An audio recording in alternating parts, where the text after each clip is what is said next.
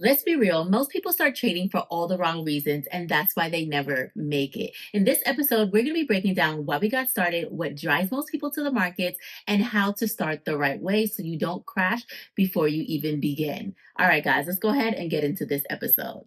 All right, guys, welcome to Married to the Markets.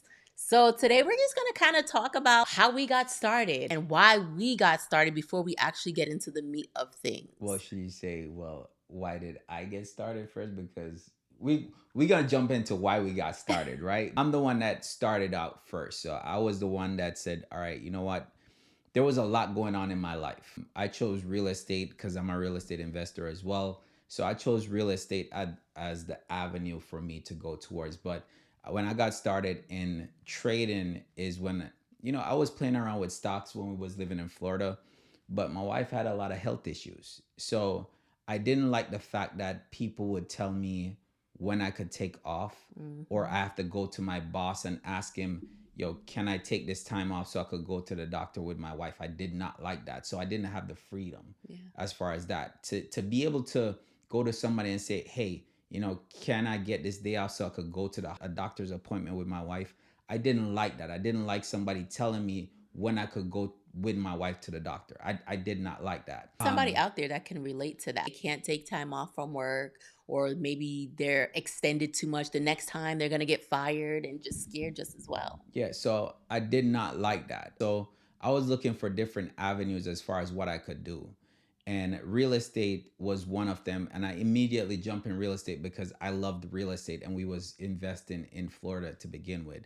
And then when I came here, my friend called me up, which is my partner right now in our project, which is Big Back Bitcoin. But I'm not Whoop, gonna whoop. jump into that a lot. But he called me up and he was like, yo, crypto. And that's when I got in. I got in on the crypto side of things and I was learning a lot with crypto. I was buying crypto a lot, man, to the moon type of stuff, right? But crypto wasn't teaching me how to trade. I was just buying because of hype and selling because of hype. There was a lot of ICOs at the time and a lot of airdrops at the time. So there was no trading. You buy a coin, you're lucky enough, all right, you made a lot of money. But then I start doing day trades with penny stocks. And then once I start doing day trade with penny stocks, I move into Forex. And then from Forex, then I move into options. But while I was doing that, the reason why I got into it is because I saw the freedom that you could get from it because now you're not answering to no one. Just like with real estate, I wasn't answering to no one, but it gave me another avenue. Now I could use this money that I'm making from the markets and put it into real estate, which I can go into a whole That's nother a mess whole with that, episode. right? As far as the tax benefits and how you can defer your taxes, all kind of stuff that you could do. So I was saying, man, this is a great avenue to go in. So getting started is one, time freedom, and then two, I saw the potential as far as what it could do financially for you. That just set it off for me. Well, for me, my case is completely different. Just like my husband was saying, I was the one that was dealing with health issues, and I love the fact that he wanted to be here with me. But for my case, I learned how to trade because basically I wanted my man to come and talk to me. I didn't want him to go to anyone else. Let's be real, ladies.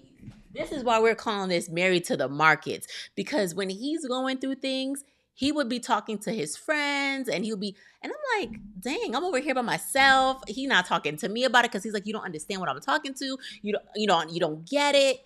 And I said, oh, okay. So he had my son learning how to do, I think it It was was it Forex at the time. Forex at the time. So my oldest was learning how to do Forex. And I said, you know what, baby? Mommy's going to learn with you. And so I started learning how to do Forex. That's how I first started. And, scalper, poop, poop, in and out. But for me, I just wanted to have that relationship with my husband. I wanted to be able to have those pillow talks, talk about the market, him to come to me. And that is what we have. This is why we say married to the market, because yes, he's married to me, but he's also married to these charts, ladies. Okay. But it's nice because when we're going out to dinner or wherever, we're always talking about the market. We're always talking about Yeah, trading, but yeah. it's something that we have in common and we both have a passion for. I honestly didn't think my passion was going to be that strong. I just thought like, okay, I'm just going to learn a little thing, learn the lingo so my man can come talk to me. but I ended up falling in love with it. I really did. Like, I love trading. It smiles, it lights me up because I'm like, I love to be in the market just as much as he does. Actually, he might be even worse than me. I'll be real with y'all. But we just love that connection. I just wanted to have that connection with my man. That's the original reason why I got started. And then I wanted to help my son just as well understand. So that was mine. It's a little different than the norm where most people are like, man, I want the bread, I want the money. I just wanted the connection. I wanted to be able to lay next to you at night and understand what exactly you were going through. Aw. That's just real, just being Aw. honest. Well, the crazy thing is there's a lot of people that trade and their significant other is not into trading, right? Yeah. Because they might say it's gambling or they don't understand it or whatever it is. But for us or for her, she felt like, listen, I don't want my man or my husband to be talking to anybody else, and I want to understand him. But how I felt like it helped me is because now I can talk to her about losses. I could talk to her about how I felt. And I know there's a lot of people out there right now that they're taking up trading and their spouse or significant other don't know about what they're doing. They just say, "Yo, you know what? I'm going to trade." And when you make those losses and you can't go to your wife or your husband and talk to them about those losses, it's tough. Very. Because when you're like, I used to sweat. I used to sweat because there's times, and I'm talking about back in the day when I just start learning. I say this to everyone. When you start learning, you're gonna lose money. I don't care who you are, you're gonna That's lose part of the money. game. Even seasoned as you are, you're still gonna lose money. You're still gonna lose on a trade, right? But the thing is, back then, I remember one time, no lie, no lie. Um, this is for the people that know about Bitcoin futures, and you was trading outside, right? I remember I had BitMEX. Hmm. Oh my god! And I did a trade on BitMEX for a long, right? And then all of a sudden, I walked out of the bedroom and walked to the kitchen. And by the time I'm coming back to the bedroom, I hear ding. And if y'all know what that ding is from BitMEX, that means that your account just got liquidated. And literally, my account got liquidated $3,500 in space of minutes. In space of minutes. Wow. Now, I can talk about that now. I can talk to her about that now, and I could talk to her about the losses, because one thing is like, did you know what you were doing at the time? Or now it's like, if I lose on a trade, right? I did everything I'm supposed to. Now I'm Hmm. more disciplined in my trades. See, Oh, yeah. back then we was just doing trades, but now it's like you grow up from that. Yeah. But when I was losing back then, I didn't know how to talk to her, because she would just probably be like, "Yo, you just lost that amount of money." And I'm like, she might not be able to relate. And relationships can get in Hmm. trouble because of that. People can get, their marriages could get disrupted.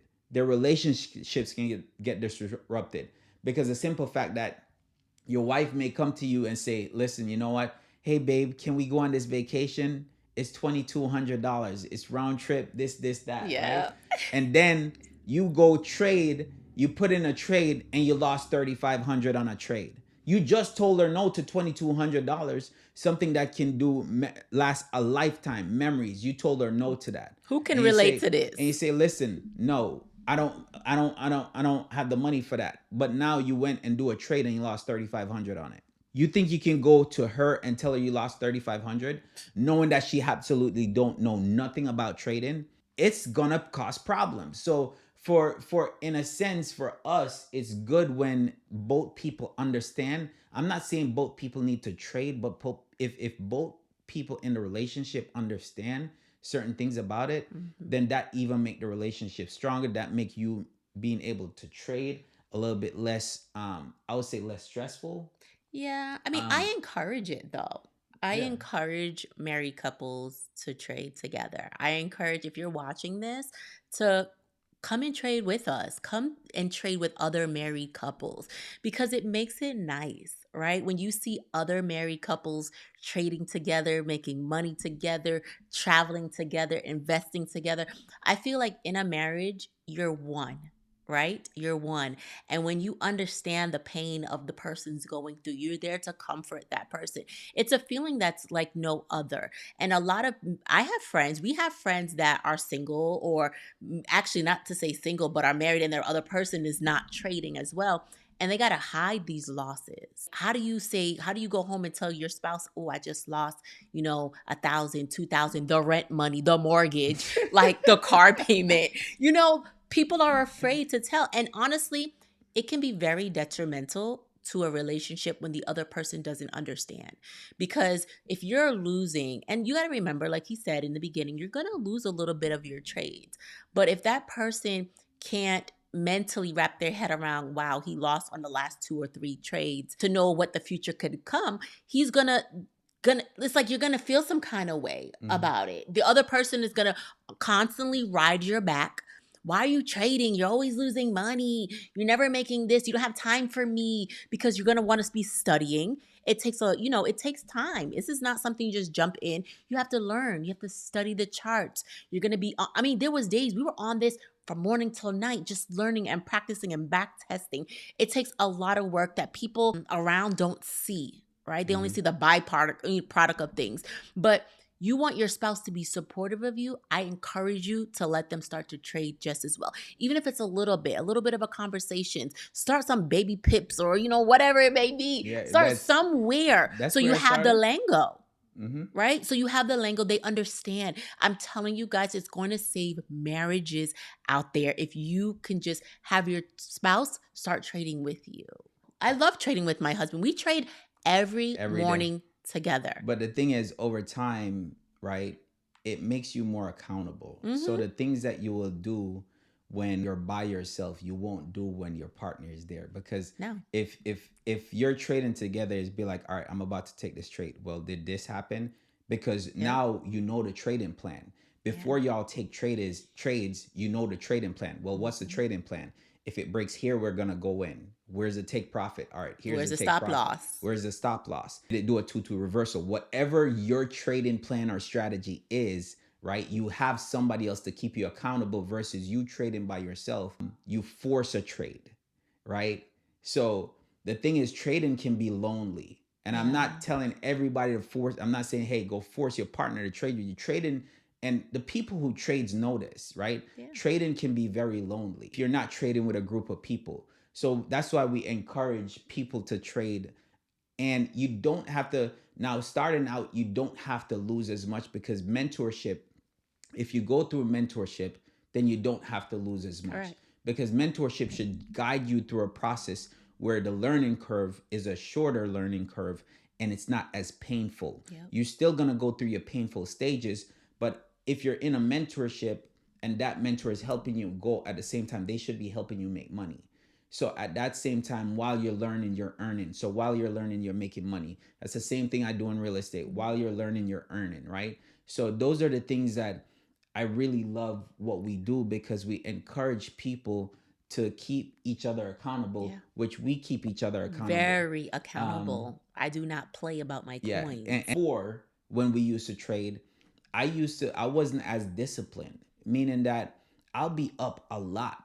And when I say a lot, I'll be up a lot, 70%, 80%, 100%, sometimes 120 going up. And I just will leave the trade and let the trade ride, right? My wife, different, right? Because the simple fact that I used to trade and say, I'm gonna wait till the target hits.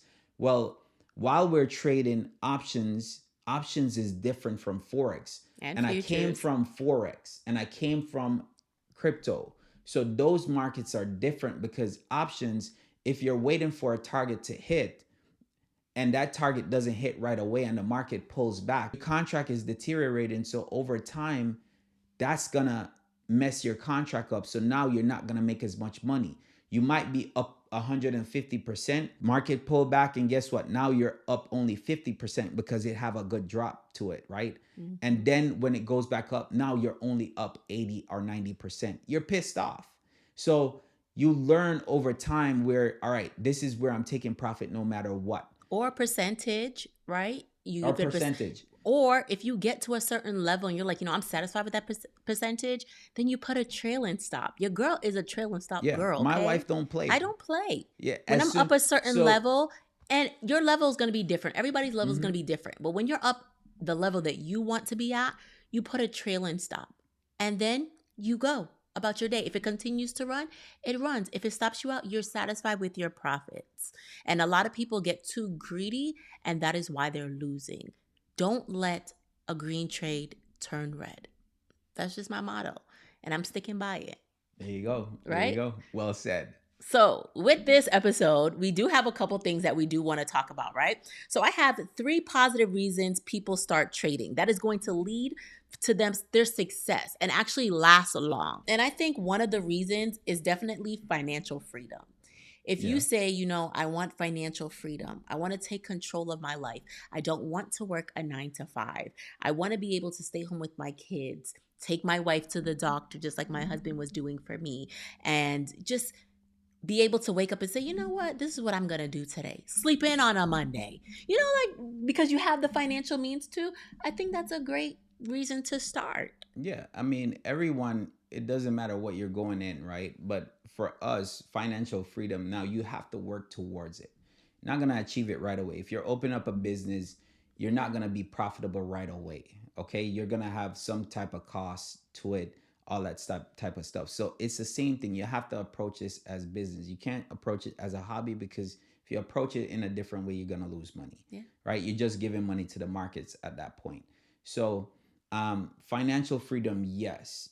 Everybody that comes into trading, it's not just, hey, I want to trade because it looks fun. No, you want to trade so you can make money, so you don't have to do the grind, or you could get away from your 9 to 5, or you could get away from people telling you what to do, when to take time off, when to take your vacation, when you can actually go spend time with your kids, when you could go watch your kids play their game, right? Yeah. And then you'll have to deal with that over time, to where they say, yo, my dad wasn't there for me, or my mom wasn't there for me. So those are the things that I look at, because I remember when I was in high school. Now, I grew up in Jamaica, but when I was in high school here, my dad used to come to my soccer games. And because he came to my soccer games, I know the feeling it felt to have my dad in the stands.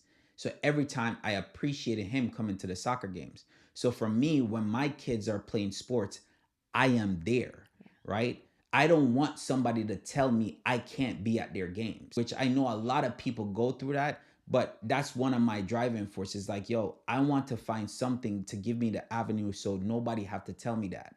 So that's one of my things as Yeah. well. Well, right? that leads, Time freedom. Yeah. Well, that leads to the second one, which was time freedom, right? Just to live on your own terms. You can travel and still trade. You can do as you please. So that was number 2 for me. I was just about to say that. Time freedom. You beat me to that. Basically, the ability to work anywhere. Anywhere, anytime. You want to go to the cafe and trade? Grab your laptop. Go. You want to go for a picnic? Grab your laptop. There's many times that we're at the beach. I don't know if you guys follow us on, social media, but we'll be at the beach and trading, right? We work on our own time, because honestly, you don't need to have your computer. All you need is your phone.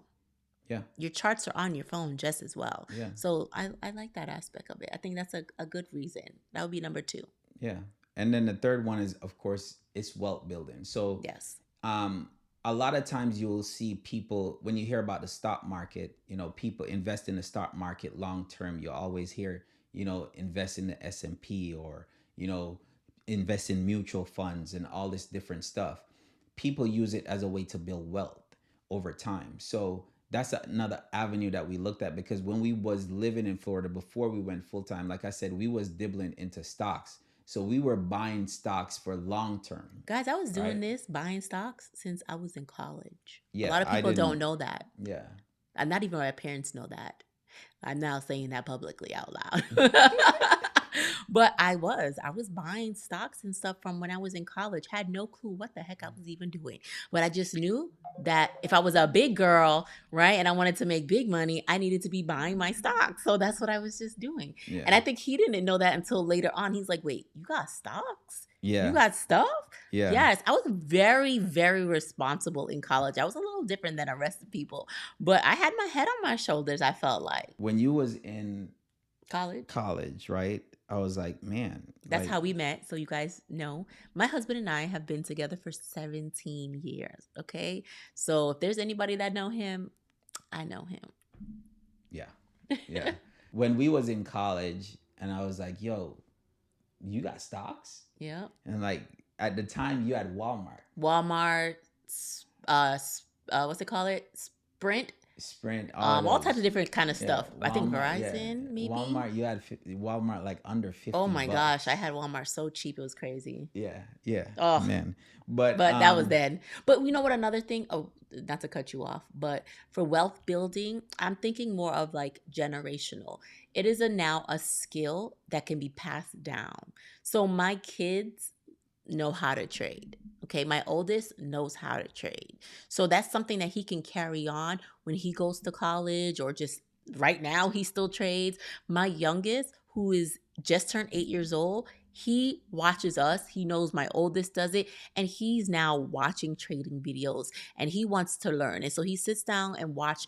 And this summer, we're going to continue to teach them and just implement it. But we want our kids, this is something that can be passed on generation. Like when I was growing up, my parents didn't know yeah, anything. I'm firstborn American, right? And my parents did not know, they could not teach me anything like this. Even to this day, they can't, but it's something that I wanted to learn this skill as well because I wanted my kids to learn. yeah, It's something we could pass down and they can teach their kids. I mean, a lot of people that looked like us weren't really doing this heavy, and now you see more and more since the lockdown happened a couple years ago. But before that, you never really seen those conversations. Now things are changing, and I love seeing people that look like us trade more and understand the markets just as well. But everybody should be trading, to be yeah. But honest. when you look at it, right? How many times, and anybody can relate to that. This that's watching. How many times you could say the phrase, "Man, I wish I knew that when I was younger." Oh yeah. Right? I wish I knew about trading when I was in college. I didn't know nothing about that. It's not until afterwards. But man, I wish I knew then. If I was introduced to it then, what would I have done back then? I know people that was buying what do you call it?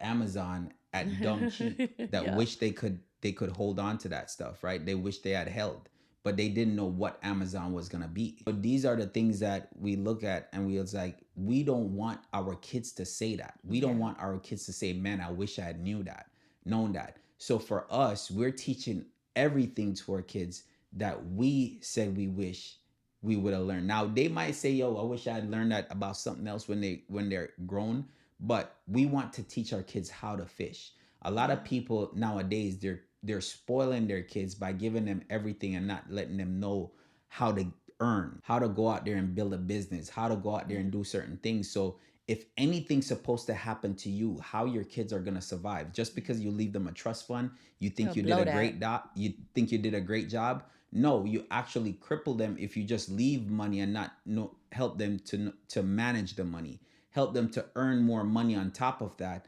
for their grandkids and their kids to keep on building while you're gone. You're supposed to give them a start. You're not supposed to just build everything and say, hey, you know what? Go ahead and spend all you can. You can't finish it. No, teach them how to fish so they can go out and earn on their own and let them build as well. Because you even if something happened to you and you have everything lined up, great. But that money can run out if they're not properly educated on certain things. But even giving them the ability to be more disciplined. So for me, a way that I teach my son how to be a little bit more disciplined is when he makes money, he has to take a portion of his money and instead of just putting it in a savings account, because the banks be ripping us off, we tell him to buy stock. Mhm. So he has a custodial account. And so he'll go in there and he'll look to see what is reversing on like a higher time frame, so he'll be able to go in and say, you know what, mom, I want to invest in this. And another thing we're going to do is if you want to be wearing all these Nikes, well, guess what, you need to be owning Nike. He's an Apple fanatic, right? Apple iPad, Apple phone, Apple everything you could think about. This boy got it all, right? I don't think there's nothing Apple he don't have, He, but everything. he is very well invested in Apple, right? He's had Apple stock since he was young. Yeah. And he continues to buy it because it's something that he truly believes in, and he loves the product. He buys the product, every latest one. He's hello, like, look what all of the stuff we have is Apple. So he's very well invested. So that's something that we do like to teach our kids as well. If you're gonna buy something, make sure you own the stock just as well. Yep. What's up? Right? So what about the negatives?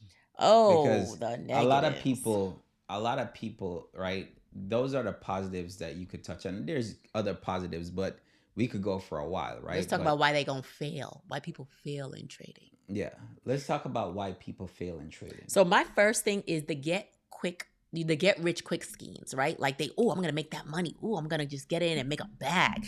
But they don't realize that trading takes a lot of discipline. It takes a lot of discipline. You need to work on discipline outside of trading for it to work inside. Because if you can master discipline on the outside, just your day-to-day basis, waking up on time, making up your bed, just working out, taking care of your body, things of that nature, you will do well in trading because you have to be disciplined. You have to say, when this hits this stop loss, I'm out. When it hits my take profit, I'm done, and I'm okay with it. So discipline is very, very big into this. And I think a lot of people come into this game with the mentality like, oh, I'm going to get rich quick. Why? Because we are seeing the younger generation. But that's what portrayed, right? I was going to say that. The younger generation is getting in, buying Lambos, buying all this stuff. You guys go on YouTube and Instagram, you see the young kids now that are learning to trade, and they're buying all these exotic cars. So they feel like, oh, that's going to happen. But those things don't happen overnight. It doesn't. It takes time for those things to actually happen. Yeah, it takes time. It takes discipline. And just as how you can make money quick, you can lose money quick. Oh, yes. So the thing is, if you're disciplined, I used to hate losing, right? I used to hate losing. Who wants to lose? But now when I lose a trade, it's like, not only what can I learn from the trade, but when I lose a trade, when I'm able to close that trade out at a loss and at a small loss, I am happy, right? Versus back then when there was no discipline, I used to say, man, this is going to reverse back. All right, it dropped down.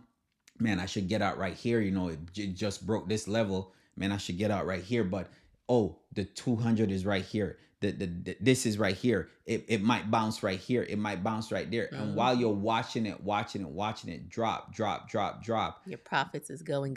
By then, instead of taking a 20% loss or even a 10% loss, now you're down 60%. Now you're down 80%. The contract went to shit because the simple fact that you didn't follow a trade-in plan. Now they're praying. Hoping that contract reversed to come back. And let me ask you this.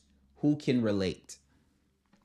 We all can when you first start. So this is the reason why we're saying, listen, coming in, you have to be disciplined towards trading. There's no ifs, ands, and buts. You have to set up things that set up a trading plan that aligns with what you like to do, your profit wise, what you want as far as profit, what you think your stop loss should be.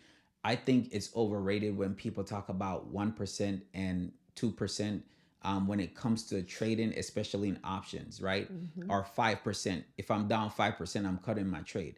That's a damn lie for most of the time, because when you get in a trade, depending on what asset you're trading, sometimes because of the spread, you could be down 5%. Instantly. When you get that contract, you're down instantly 5% because of the spread. That happened today. Right? When we played DIA, I was down as soon as I put the trade in. Yeah. But you give it a little give it some time, and then we were green.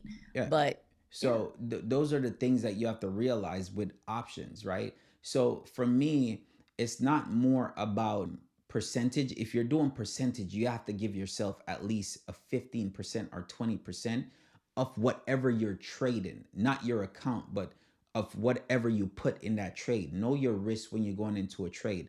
Know your stop losses when you're going into that trade, because your stop loss may be at a point where it's way more than 20% because it's a bigger drop, right? If you're trading off a day versus a 15-minute, those things you have to pay attention to, Because if you go out, if you get into a trade and that trade drop, right, and you're down 15% automatically, but it never broke where it said it reversed on even a 15 minute, but you got out the trade because you're down 15%, but then it continued up, it never gave you a sign that it broke to go lower. You're just down 15% and you automatically close out of the trade, and it never told you that it reversed. So these are things that you have to look at when it comes to options. Now I'm talking about options. Forex completely different, right? Futures completely different, because those you can monitor those, Yeah. right? You can monitor those. I'm the type of person, I look at levels when I'm trading versus, all right, I'm just gonna get out because I'm down this amount. Everybody's different. Everybody's trading plan is going to be completely different. Well, you may agree with us, you may not agree with us, and it's okay, right? You just have to find what works best for you when you first get started. And like you said, just having mentorship, having guidance to help you really makes a difference in this game, because at the end of the day, you're not trying to lose all your money, okay? Because again, if you have money, like you said, cut at a certain point if you're not happy, because you get to trade again tomorrow versus blowing your account and you're dead in the water.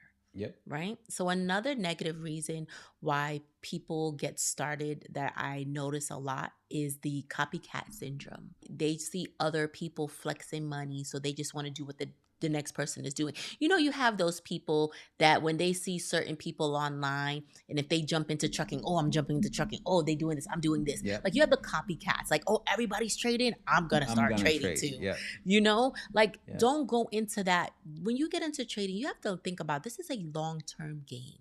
This is not, oh, I'm just getting in just to, and not understanding that there's a strategy behind this. And if you do not pay attention and study and do what you need to, this is not for you. I'm just going to be honest. Trading is not for everybody, right? But if you're willing to put the work in, you're willing to be disciplined, you're willing to be focused for a season of your life, it can benefit you for years to come. Yep. I can't even, I don't even have nothing to say about that. Like you tap it on the head with that one. Another one, which I truly believe is the biggest reason most people will fail and they get in here, is because desperation and debt. I am full of debt and I need to get myself out of this. Or you're desperate to make some type of money, so you go throw a bag. That's the worst thing you could do, guys. And because, not understanding. Yeah, because the fear and pressure that comes along when you have debt over your head and you get into trading, you're going to play differently. And the reason I'm telling you this, you're going to play differently. You're going to play scared. You're going to be afraid, and you're going to cut where you don't need to be cutting, or you're going to, just throw money that you don't have to throw. Start small. You don't have to have a lot of money to get started in trading. No. Right? You can start small. Like we said, and I think on a previous episode, my son took a small account and built it up. So just be very disciplined when you get in there. But I think a lot of the pressure of life, a lot of people who are heavy in debt, I don't suggest, I don't know. What do you think? When they're heavy in debt, it's like you play different. I always say, when you're trading, trade with money that you can afford to lose. That part. If you're trading with money that you have to pay your rent, you have to pay your mortgage, you have to pay your car note, you have to pay. Don't risk that.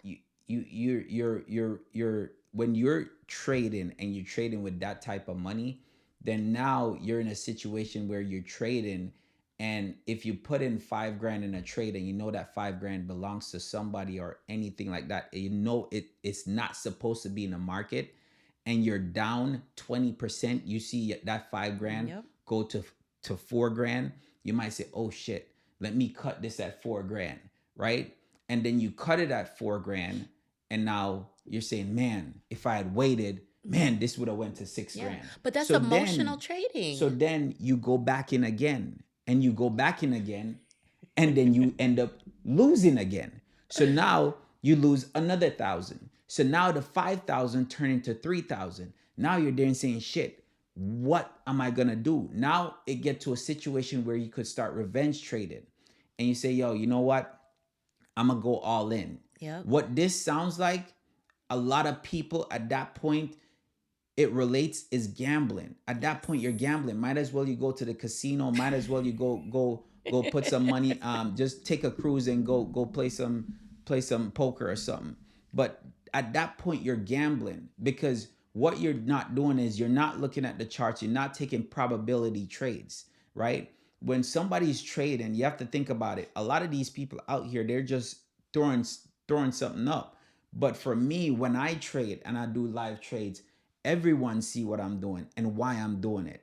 I am telling why I'm going into a certain trade. Hmm. I'm not forcing anything. I'm not saying, "Oh, I'm just gonna throw this on up because this I hear this on the news." No, I look and see why I'm getting. I have to know why I'm getting in a trade, and that happens because of strategy. That happens because I have a trading plan, and I'm sticking to that. And it happens because number one, I know when I get in a trade where I'm getting out. At the same time, if I'm scaling out, we always scale out at a certain percentage, no matter what. When that hit 10%, we automatically scale out of some of our trades, Yeah. no matter what. And my wife is known for that. Yeah. That's just for a portion, right? Right. Just to capture some kind of profits. I'm going to take it all the way, but I need to capture something, Yeah. right? Just God forbid it reversed on me. At least I know I captured something. You Mm-hmm. understand? So there is a strategy to my madness. All right. There's a strategy It to my ain't madness. madness. Profit is profit. If you look at it, 10% accumulated over time. If you take 10% of any, and I'll talk about this The all the banks time. ain't giving you 10%. If you take 10% on a trade over 10 days, whatever that is, you just double it. Point blank, period. Okay? You just double it. But let's even say you're not risking, but that's risking your whole account. Let's say you're only risking 25% of your account, and you made 25% on your account within 10 days. Okay? You just made 25% on your account in 10 days. You're not getting 25% in a lifetime from the bank, right? So those are things that you have to look at and be disciplined, because over time you're gonna see people that make trades and they get 100% or 50%. Yeah, my trades do that, but no matter what, when it hit a certain level, you have to be able and say, listen, you know what? You take some off the table, because that builds up confidence. That builds up knowing that Especially you're when you doing first something. started, right? You want to build your Yeah, confidence up when you're first starting because you want to feel like, oh man, I did it. Because it evokes emotion. You put out good like feelings in the atmosphere. It's like, oh man, I'm doing it. Oh, hmm guess what? You could go to your wife or your husband and say, hey, guess what? I made 30% on my first trade. And they're excited for you, and you're excited, and everybody's excited, and it feels good. yeah, Right? And so you continue on, you keep going, but you need that. You yeah, need that yeah. support. So with that said, right, what are some things, some takeaways that you will say for somebody that's starting out or looking to get into So, like, trading? if it's, I'm going to be speaking to the married couples because, I'm married, right? We married to the market. So, just like you take time, you date your spouse or boyfriend, girlfriend about to get married, you date them and you get to know them and you get to know their likes and dislikes. I would say to treat the same thing as the market. Find a stock, say if it's Apple, if it's Amazon, Tesla, if you're risky, but marry that stock. Get to know how it moves, study it, back test it. Like, let that be your girl or your boo, let that be the one. And just rock with that. You don't have to have 10 million trades in your watch list. If you have a good 5, you will go far. Just know that you want ones that are actually like moves. So you'll analyze that in the market. You'll learn that over time. But that's just what I'm going to say. Like, be married to the market. That's perfect. That's perfect. For me, it's just stay disciplined. When you come in, don't treat it as if you're coming in to make a lot of money quick. Okay? It's a process, and you have to learn throughout that process. Anything that you're doing takes time. Anything good takes time. If it was easy, everybody would be posting all over the place and saying everybody would be driving Lambos, but not everybody driving Lambos. The thing is, it's a process. Learn the process, come up with a proper trading plan, be disciplined enough, and then you should be fine. Yeah. I do have another one. So another thing I would say is if you're just getting started, even if you're single or married, keep that to yourself. at first. And the reason I say that is because there are people out there that will, discourage you from like, why would you do this? You know nothing about this. What if you lose your money, Mhm. make you question yourself and things of that nature. And when you're getting started in something new, you don't need that kind of negative energy. You want positive energy. You want people that are going to uplift you. That's why I say who you marry matters. Okay. You want that person to uplift you, be there, be that encourager. You don't have to tell the whole world. You don't need to tell your mama, your daddy, your siblings, your cousins, your aunties. You don't need to tell everybody because everybody gonna come looking for you for some cheddar too. So remember that. But that's not the point. The point is just study, do what you gotta do. Stay low key for the first year if you have to. 2 years, who cares? Stay low key and just build. Just build and build. And then later on, you can go flash out and do whatever when you get to that point. But for now, just take it easy. Take it easy. And Uh, that is what? Another episode of Being Married to the Markets, y'all. All We right, hope guys. I hope you guys enjoyed this. First of all, do us a favor. Comment below, let us know the first thing that you took away from this episode. And please don't forget to hit that subscribe because it costs you nothing, but it does help the algorithms. And share this episode with a friend or a family that you know that might be interested in trading just as well. All right, guys. See you guys. Bye.